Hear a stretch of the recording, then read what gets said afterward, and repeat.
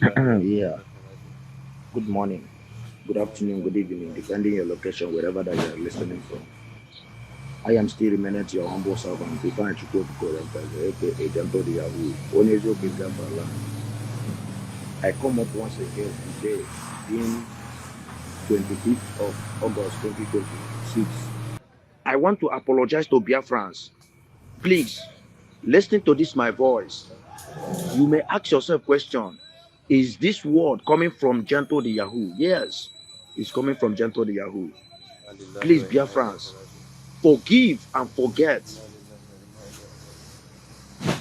Anywhere, any corner, anyhow, that we Biafran soldiers have offended any one of Igbos, please forgive and forget. Please, if you are visiting my YouTube channel for the first time, subscribe with us and turn on your notification button. Hello, Biafrans. Welcome to Magnetic Dix TV. Good morning, good afternoon, good evening, depending on your time zone and location and wherever you are watching us from. Today being 26th day of August 2026, we, the team of Magnetic Dix TV, is bringing this news live and direct to you. Biafrans, no be small thing, no. Finally, Gentle Yahoo has revealed those that are buying Igbos in Igbo land, those that are destroying Biafran land, and other things that is not good at all that they are doing in Biafran land. But he first of all apologized to the Biafrans, saying in any way they, the Biafran Liberation Army, offended anybody, that they should forgive them. If they have ever offended you as a Biafran, that you should forgive them. Now they want to make things right, righting the wrongs that were did in the past. So Gentle the Yahoo is now appealing to all Igbos to forgive them in any way they have offended them, and in other hand, he exposed those that were destroying an Igbo. So watch Gentle the Yahoo in this video. Listen to this video to the end of it, and you will understand everything Gentle the Yahoo said here in this video. Yeah, good morning, good afternoon, good evening, depending your location, wherever that you are listening from. I am still remaining to your humble servant, Divine Chukwu aka Janto the Yahoo, Onezo Biafra-related. I come up once again today, being 25th of August 2026. I come with a very and important information and leaking video that came up from the Zoom. And before I proceed, because Biafrans, you people are going to watch this video and also listen to a voice that follows it. It is a leaking video from the Nigerian government, from the Southeast leaders. But before I proceed, I want to apologize to Biafrans. Please, listening to this my voice, you may ask yourself question, is this word coming from Janto the Yahoo? Yes, it's coming from Janto the Yahoo. Please, Biafrans, forgive and forget. Anywhere, any corner, anyhow, that we Biafran soldiers have offended any one of Igbos, please forgive and forget. Let us come together. If you watch this video finish and this video did not touch you, my brothers, there you will know that you are a evil and demon in Biafra land. I want us to listen to this video, listen to this voice. After listening to the voice, you are going to watch a video. You are going to confirm by yourself how these people are slaughtering the people they captured in their checkpoints in Southeast and in all those villages that they have been invading, that they have been setting houses ablaze. I want the entire world, the conscious people of the world, the world leaders, the international community to listen to this voice and also to watch the video what Biafrans are passing through today. And before I will play this video and the voice for you people to hear and understand, they understand, I have a question for all these evil leaders, all these so-called leaders that are calling themselves Igbo leaders, from the governor, senator, and the chairmen. I want to ask you people this question, and you people must answer Biafrans these questions. Where are all those innocent Biafrans that your military, your so-called Fulani in uniform have been backing from since 2015 to this date? It's just a simple question.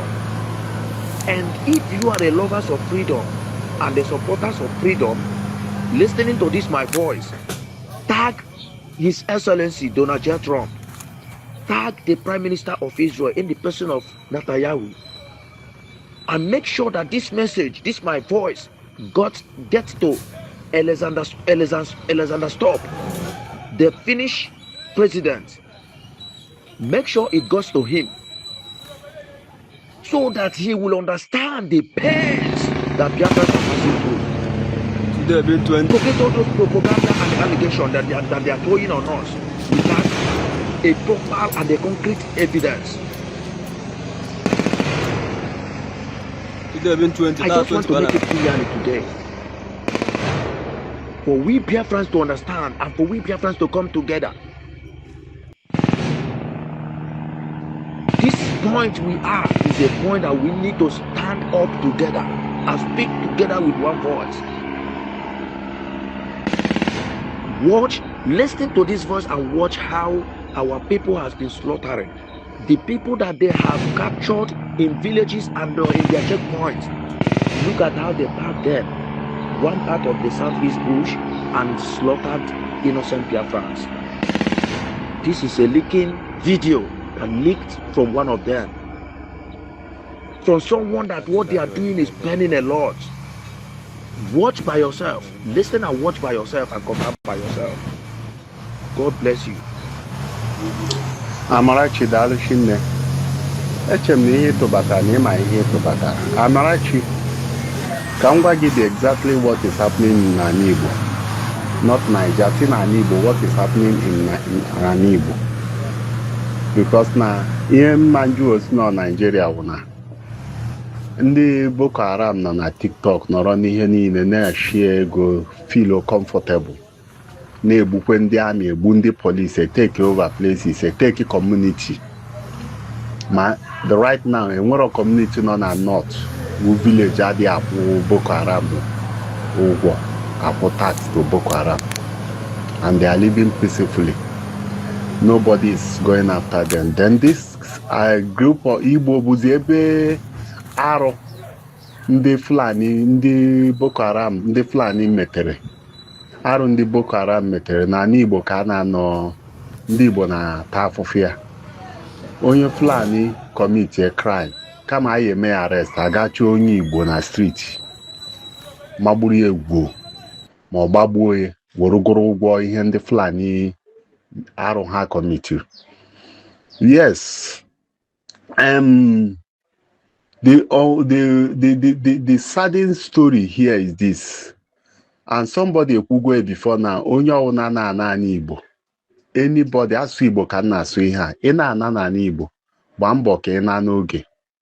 Ebe ọwụna ị nọgide o weta aka 7 o'clock, biko chọọ nearest hotel, baa n'ime ebe ahụ, lodge ya, or if possible chọọ nke enyi gị nwoke nọ nso, family gị nọ nso, ga ebe a nga ararụ. Ihe ọwụna 8 o'clock, okwu omume, okwe gị omume, don't drive in the night by 8 o'clock and don't move in the night. Because enwere ihe mụa m na-achọpụta. Ihe a na-egbuzi awụrụ ọzịkwa naanị na a na-egbu ndị ESN ọ na a na-egbu ndị Biafra Liberation Army, a na-egbuzikwe ndị aka ha dị ọcha. Because onye Igbo ọwụ na-afụrụ kịta mee ya arrest ọ ESN. and nke a na-asị ka erelize unu n'anya na afụ na pressure dị high international body ka erelize the whole IPOB niile ji n'ụlọ nga. And my observation with this is right round. ihe a na-eme wụ ha gaa n'ọhịa because this thing there is no any what Nigerian government do. court and the Nigerian law did not guarantee army ịgbagbu mmadụ n'ụdị a because ndị agbagbusiri kịta ya fụrụ egbe ya fụrụ anything ya fụrụ any sign of harm sọsọ ihe anyị fụrụ ndị nke ekere eriri n'ukwu as na ha gwọrọ ọgwụ ọhụrụ ya so awụsa ha ebe a gbagbusia ha ebe ọ dị possible said ha ka nwere ike buru egbe wụsasị ebe a as usual because a na-agwa ndị mmadụ na the Nigeria Biafran war agwụbeghị aka na anị ya kama na nke a na-anọ kịta ụdị ndị ụmụnne anyị ka ejizi egbuzi anyị during the war ndị ofe mmanụ na ndị ugwu gburu anyị ma kịta ụdị ndị ndu anyị our politicians and ikwu eziokwu ata gị agị ozugbo chọba gị achọta gị agbagbuo gị ma ọ chọọ ikwu na ibe gị ma ọ gaa vileji gị gaa gbaa ya ọkụ asị yes na egbuo na ESN ma ọ na-agba na ụlọ ndị ESN ọkụ and ị gaa na social media ebe a tụrụ such thing ịfụ ka ndị Yoruba na ndị ugwu na congratulate ndị mere that thing. Some of ndị Igbo anyị bụkwa ndị na-benefit on the wickedness atrocity anọkwuo na the platform na-ekele ndị mere the thing. Ebe mmadụ ya aga n'ụlọ Nigeria Army ya anụ na mmadụ committed crime mara na family ya amarọdị ihe ụmụ ha na-eme ijiri maka na nwa m committed crime bịa gbaa be m ọkụ ihe m amarọ where is it done in the world? N'obodo asịkwa na agha adị ada ọ bụrụ naanị ebe agha na-ada ka a na-eme ụdị ahụ. But it's very unfortunate na iwu ụmụ Igbo nọ n'ụra ndị iro mụrụ anya na-egbu anyị otu n'otu. Very very saddening. And ọ na-ewute m karịa nke ukwuu ma mfụ ebe ebusere ọbara onye Igbo because na ọbara ndị Igbo ka m si ome observe ọbara Igbo dị very costly. Igbo awụrọ ndị na-eme nwanne ha nwụọ atụfuo ka esi atụfuo ọkụkọ ọ ndị mba ọzọ na-eme ebete abịa n'Igbo a na-akwa ozu akwa enwe processes ma mmadụ nwụọ that means na ndụ onye Igbo dị very expensive. But ha na-ebuzi Igbo anyhow very very saddening. A na-ebuzi ndụ iwuru onye Igbo ndụ gị dị useless. Dide gagide ha abata ha na Igbo not even an Igbo ebe ọ na-apụrụ gị ata gị agba gị ozugbo and enwere onye ya abịa jụọ ese gịnị ka ndị a mere. Ị na-agwa m n'ụdị ihe a wuru ihe mere n'ugwu the only northern governors ya pụta nkwu n'okwu pressure do high na ya abịa kọọ ihe ndị a mere eji gbaa. Last time ndị Nigeria Army gara eke eme ụmụ amasị ha mere metụtasị ụlọ ndị ụfọdụ ọkụ ọ wụrụ the whole ndị northerners pụta na-eti si na ọ wụrọzi ka ha rapụrụ ịga fight ndị terrorists n'ime ọhịa bịa na-agba ụlọ ndị mmadụ ọkụ. And we know how the matter ended. And I heard that they went and compensated ndị nwe that ụlọ agbara ọkụ. Okwu ma o wuru gịnị agha dị n'ala Igbo nwa onye Igbo ọwụ na ya ma na agha dị n'ala Igbo ọ bụrụ na ị marọ is very unfortunate.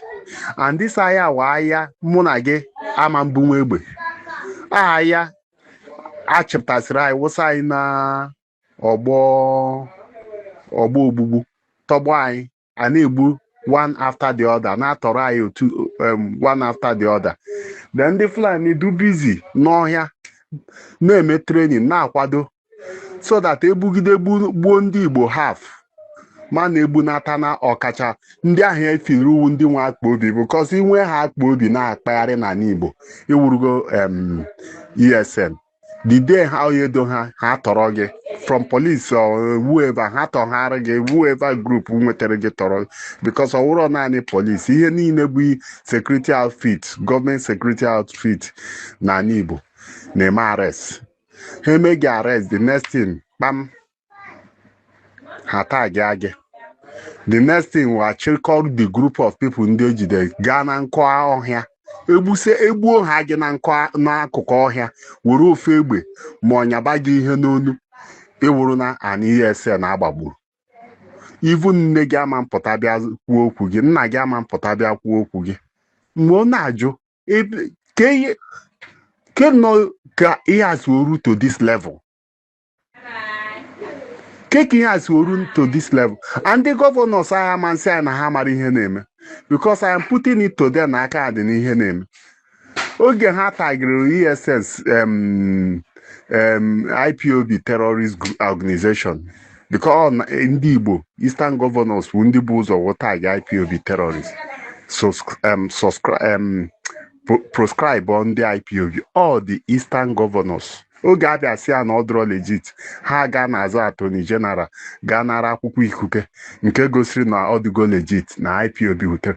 That means na most of ihe ọjọọ niile a na-eme ndị Igbo our governors and ke ndị a na-akpọ terrorists ya ndị IPOB afọ indigenous people of Biafra ke ndị ndị indigenous people of Biafra ọ bụrụ ndị nọ na bite of Biafra bụ ihe zoro ezo. Even in the international body, Ghana BBC today afọ Biafra there. Most of part of the world enwere ebe a na-azụ ahịa Biafra. So enwere ihe eji mara ndị Igbo.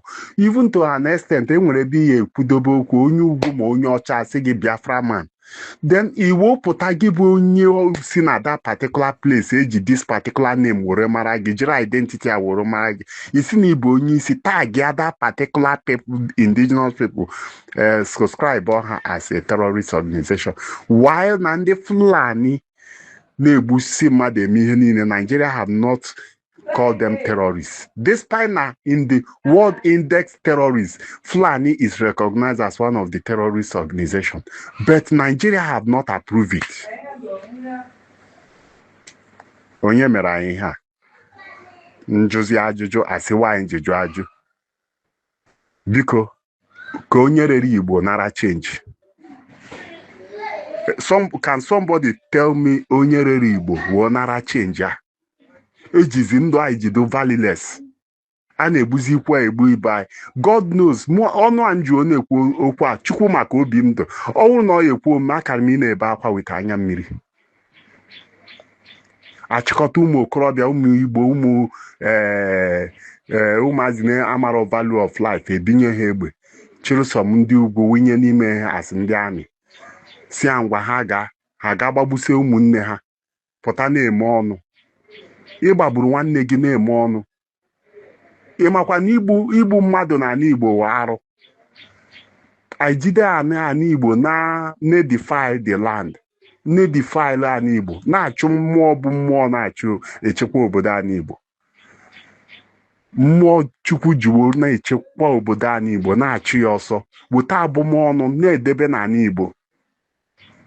And ndị anyị furu na-eme dịsa arụ akwụkwa ha pụta ebe gị wee onye dị nọse họteelụ ị gara rie nri ọ bịakwa ọga ebe ahụ rie nri dị faịlụ ọ gị bụ onye aka gị dị ọcha na-esoro ya na-eme ihe ọjọọ because a na-akpọ arụ n'ala Igbo. Ime ihe arụ achọpụta n'obodo they will bind you ọkacha igbu ọchụ. Enwere ihe ihe eme before enwee ike even join with society. Without it onye ọwụna gị na ya rikọrọ ihe ma ọ mekọọ ihe onye ahụ n'onwe ya adịkwuo defile. Otu aka ndị a si one defile the land na-edefile ma nwoke ma nwaanyị ndị a mecha ihe echi na-abịa ndị adọ anyị dide ha ya nọ eburu ego ọbara were mee ihe n'isi anyị niile apụta that day na onye ọgọ bịara without knowing that na ihe anyị na-eriwe ihe were isi ya eburu abụmọnụ na-ana. Ị na-agbazi mbọ dịka ịdị agba ama nọ ihe somebody metere somewhere. It is hard time na iwu ụmụ Igbo ebili o. Ebe odogo anyị anya na most of our politicians nwere ozi onye nke doro dị ikwu ha ncha niile anwụgo iyi biko wee si na Igbo niile ya anwụsị. Biko onye ọwụna na-ekwu okwu that na ya egbusi ndị IPOB o doro ya anya na ihe ọ chọrọ igbu Igbo niile because onye ọwụna wee onye Igbo ma nwa amụ n'afọ iji ọsị ya na Biafra. So ihe chọrọ igbusisi ndị Igbo ka Biafra ghara ịbịa ọ wụrụ ya. Na-ajụ ụmụ gọvanọs enwere nke na-ekwu okwu one certain time nọ na meeting a na-eme discussion. Could you believe na nwa onye Igbo si that na ọ kakwa mma na ha ebidoro kịta gbuo ndị a na nsogbu dị ke ndị a na-egbu nwa okorobịa ọwụ na-afụ ha arụ dị mma agbagbuo ya. O dogo anya na nwa okorobịa nsọpọtụrụ nwere onwe Igbo. nke nidiri ọzọ ịbịa trakịba fon ma ọ chọba Igbo onye Igbo nke a bikos akụkọ a na-akọ kịta enwere ike filo na akụkọ ihe ọ wụrụ akụkọ ndị soshal midia na-ekwu but let me tell you ọ wụrụ na o mebeghị gị ma nghọta ma ọ wụrụ na o mebeghị ikwu gị na ibe gị there is a very declaration there is a strong worrisome declaration against ụmụ Igbo and ndị eji na perfect that job to wipe away the remainings of ndị Igbo wu ụmụnne anyị ndị nọ na politics because na uche ha awụrụgo hey agagide ihe a megide ihe a Biafra abịa hey na ha ya ata afụfụ ya kama ha ya eje taa afụfụ ya kama ka egbusisia ndị Igbo niile aya dị gị nwe okorobịa na-anụ olu m aya dị gị nwe agbọghọ na-anụ olu m aya dị and ọ ya mere ha ji ojisie maazị Nnamdi Kanu ike maka ama na ọ naanị onye ya kwuo okwu Igbo aghọta asụsụ ọ na-asụ maka ọ ya ma asụsụ ndị Igbo na-anụ jide Simon Ekpa gazia n'ụlọ na-egbusi ndị aka ha dị ọcha afọ ha gị na ịdụ outspoken na ị na-ekwu na ihe a na-eme ndị Igbo na ọ dịrọ mma achọba gị ka egbuo how long asị m how long nwa okorobịa na-anụ onu m onye papa onye mama how long ebe ka okay so we are all mapped to die ụwa anyị pụtara ka egbuo anyị for nothing maka ogbugbu a na-egbu anyị kwa egbusia ndị a na-egbu ụmụ ha ewere iwe na-egburu nna ha wee pụta revenge echi ekwe ha a na-recycle na-egbu until a wipụsịa Igbo niile enwere ike oge a na-abịa na-asị na enwere oge ndị a na-akpọ ndị Igbo because population ka a na-egbu ka ndị other people na-abịa eteki the environment anyị na-ekwu na ndị ada anyị wụsasị ha adịghị anụ di ọ bụrụ ihe a na-adị ekwu ịbata na n'Igbo ụta awụ ka ụmụ agbọghọ na-awụgharị di adịrọ de ndị nke dị adụ a na-aga after them na-egbu ha one after the other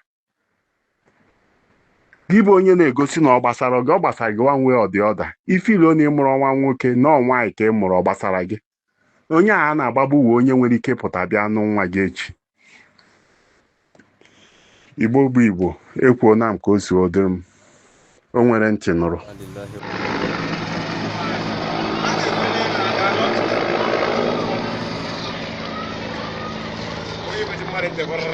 na atọ down tọnụ down leke unu na baramba na egiri.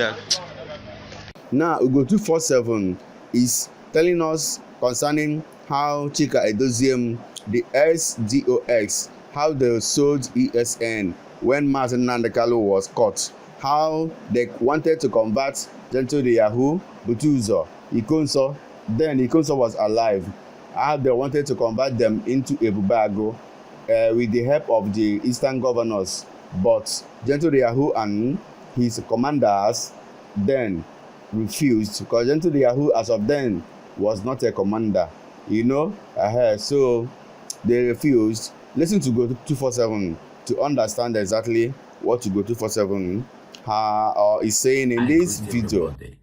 I'm making this video. I've made this kind of video before to clarify things about Gentle the Yahoo and his master and Hope Ozodema as well. I want you to know that so many things happened before we get to where we are today. I want you to remember in 2021, the ESN was sold to Nigerian government by the people you called the DOS, the on-ground workers. I want you to listen to this. Listen. The governors came, not the army now. The governors came and said, we should hand over Eastern Security Network to them so that they will be paying these young men salaries and put them on salary scale and the rest of it. And now they feel that they have gotten all they want. These men, this camp has become the expendable for them. I fully endorse this plan. Okay, you heard that. That was Chika Edoziem telling you how they sold the ESN to Hope Ozodema. And then I want you to listen, before I go into the explanation fully, listen to Gentle the Yahoo as well. Hope Ozobi have a meeting with you, together with my triple general, Zuma the Rock, Sky, B44, and with all the rest of the commanders. Hope Ozobi will have a meeting together. Hope Ozobi, you ask my master, the triple general, to leave Biafra. Hope Ozobi, you ask us, you engage us in some certain work that we have to do for you, thinking that we will accept you, thinking that we will accept that. Now you listen to both of them. Let me explain to you. At this time, Ikoso was there, and all the top commanders of ESN were there. They were all alive then. When the ESN tried to convert them all into a Bobago, some of them refused, and some of them that refused were, namely, today, I will call Butuzo, Gento, these are the ones alive. But then Ikoso was alive and Ikoso refused. That was why all the hell was set loose. Ikoso and the Imo State Hope Ozobi fought to make sure Neburu Ikoso and Ebu Ikoso. Now, I want you to know that meetings took place. So when you hear Gento said that we met with Hope Ozobi, I and my Oga, my master, my commander, my Oga, my chief, he was not telling you of today, or he is not telling you of today. He is telling you the things that happened when they were deceived, trickishly told that this is to do the same thing. And when they went to the meetings with the opposed of them, as directed by the DOS, then DOS of Chikedozam and China Sanworu, that sold Mazenam Dekano and wanted to sell every ESN member, they found out that these people are deceiving them. Hope, Gento de Yahoo, Ikonso, Butuzo, and the rest of them that are alive today ran away. They said no. With the liquid metal, all of them, both his masters that he said that had died, they all ran away and said, we will not be part of anything to fight against the Mazen Naman Dekano, because the original plan was to turn them all into a Babago that will fight against anybody that will speak about Biafra. But they refused. So when you hear Gento speak, I want you to go back and listen to the whole video. Go back and listen to the whole video. It's not as if he is having a meeting with the Hobos of them today or yesterday. No, this didn't happen this year, not last year. This is probably about 3-4 years ago. Okay?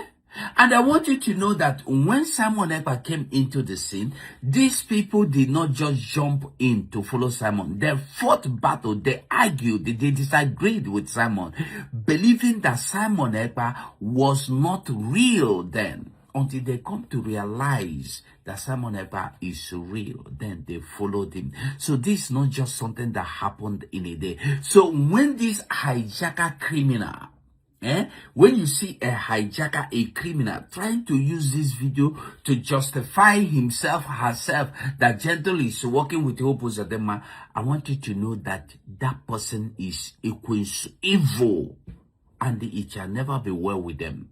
If you understand this video very well, tell me in the comment section that you understood. If not, ask me for further explanation. Our brother Justice Ozobi here is explaining to us concerning the insecurity in Igbo. That is a very, very important message Justice Ozobi is passing in this video of his. Please watch this video to the end of it, and you will agree with our brother Justice in what he said in this video. Okay, Igbo Kelemu. Onyun Nanonia Justice Ozobi, the leader of Igbo Youth Association all over Nigeria and across Nigeria. The Umunem have gathered my facts. I gathered my facts, figures, and everything. Now, can't you wezi ako ibon subwe? Genti of ma, gerament of ma, matosa say message. Genti and share this message. Can the buy any here? Because Justice Ozobi a home base. I'm on Nigeria, not Southeast. As I'm getting, not my home base. I'm on Nigeria, not the Southeast. Bruku a leader of the youths. I gotta go informations and everything on my own. Chop the hand and ban over insecurity. Get of man. And with the ESN, yes, and with the ESN. That is Eastern Security Network. Who can nan the cano form? Who can nan the cano or go outside Jackie Hibe? And will unknown government, yes, and will unknown government. And will a Biafran Liberation Army, yes, and will a Biafran Liberation Army. ESN, unknown government, Biafran Liberation Army, are they the same? The answer is no. Now listen, get your man. ESN, bunken nan the cano Hiber. Burukun kendi boni ne telakania. Nike no diaspora, nike no within, nike no outside, man nike no buda telakania. We hibe. That ESN case akufo go through contributions. Case sponsor through donations emery. Ona case sponsor. Now, Abiana ESN, and we render this from ESN pota. Jilaka four more unknown government. And we render this Jaka first from ESN pota. Jikulaka four more Biafran Liberation Army. Now the kind of manahane may exist. Yes, or manahane may exist. I'm going to say the whole thing on no sweating. Chineke na ntukwash, may sleep and never wake up. Now the kind of manahane may exist. Yes, or manahane may exist. Nda hano unknown government hano be ESN before. Yes, hano ESN. Nda have ESN kita mba hablo ESN. Oyo tayen kwa. Asim them with ESN. When unknown government, when Biafran Liberation Army. Ebe unknown government swear but from ESN. Ebe Biafran Liberation Army swear but from ESN. Manahakana ruko with ESN. The answer is no. Manahabu members of ESN before. The answer is yes. Nan kana manahaputara or manahane means the answer is yes. Managezient. First, nan the card no namporo. Omaro case sponsors ESN. Omaro case sponsor unknown government. Nkoja ama case sponsor Biafran Liberation Army. Omane wuru tu na akpari ofa unknown government. Na so many things na Igbo. Omano wuru tu dika Biafran Liberation Army. Oman han China name exist. Or that way yes. Mana oma case sponsor unknown government. Oma case sponsor Biafran Liberation Army. Nandi kama amaro. From the information in Ngada. Now, Genti, Biafran Liberation Army and unknown government. Ihanaro Doroha Ichiche.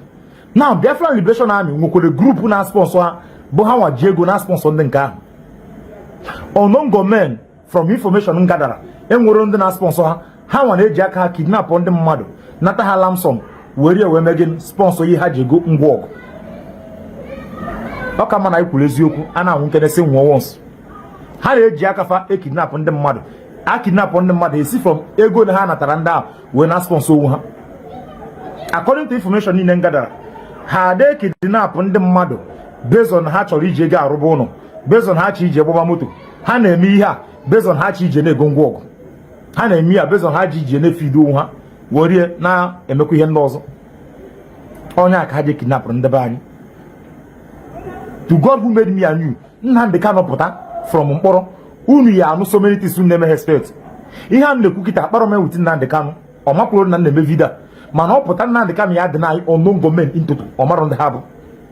Because ye in the hand, attitude to hand in them everything, and won't tell Nandi Zilfa. Man, obo for ma, na hand exist. Yes, some man hand exist. No, so now me hearing Nainiku, so now free hearing Naniku. More for one who go in on a fair TV bono. On a funa, yes, then we need the government. Mana, o sponsor the answer is no. Or my case what maybe case water equipment. The answer is no. And I'm still going back to Sokoto very soon. Because I just going to Sokoto around February. I'm still going there soon also to let him know that now those people, name unknown government, are now gaining their access. That is, can I say sponsors who have stayed at home 9? Bikon, Natabanazu, Ndibo.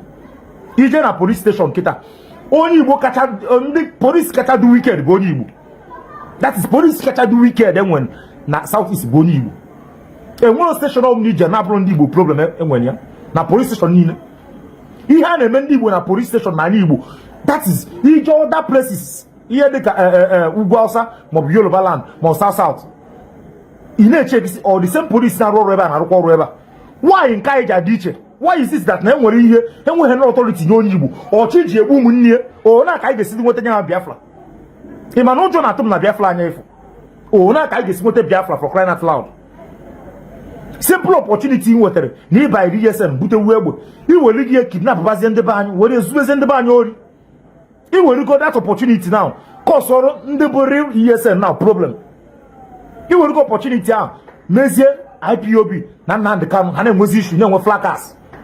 Nan the Cam and the US and Amazon. Because of what? He will access to gun. You now decided to be kidnapping our own people. Yes, he Gongwok, Gongwon can Gongwon cause. Now, because Obuni Nanya for that, he will give a US sponsor the thing in them. Because happened to buy out of it. The only thing that makes me to be interested in all this things in Japan out of our people are crying. Our people are crying.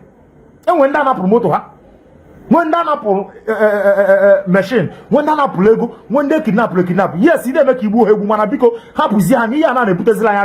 now our people are also fighting you people, thinking that you people are against them. We got time to detain.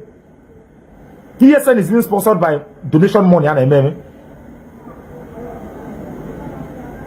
All this ESN donation and MM Hajj and MNK. Biafran Liberation Army, donation according to Iheno. Man, one of those people kidnap now one bam that Nandi kidnap Bunde no Ogu Biafra.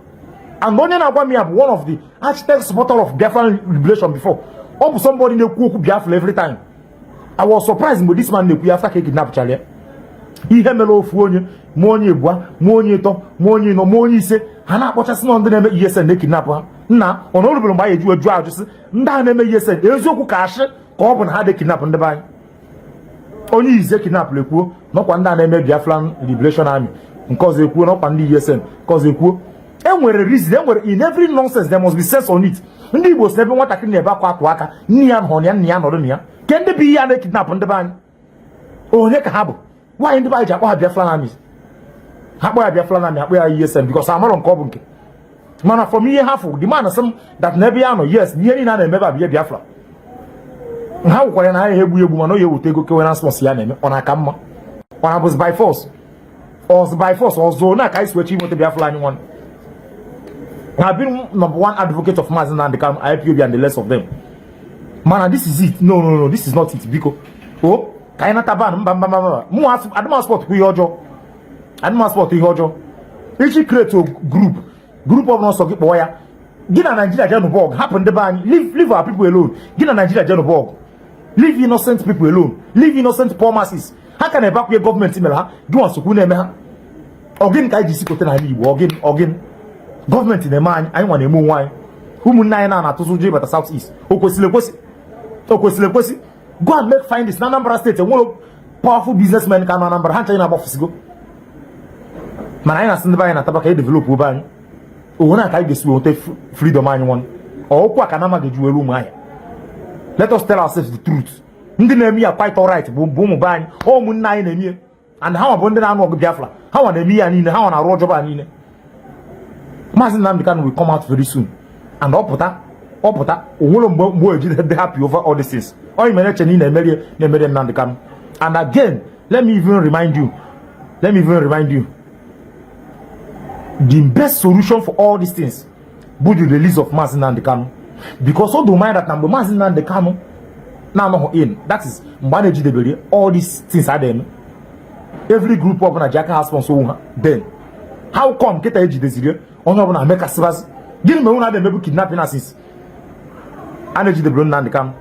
Why would you break it an edge then and the can who knew you ever kidnapping?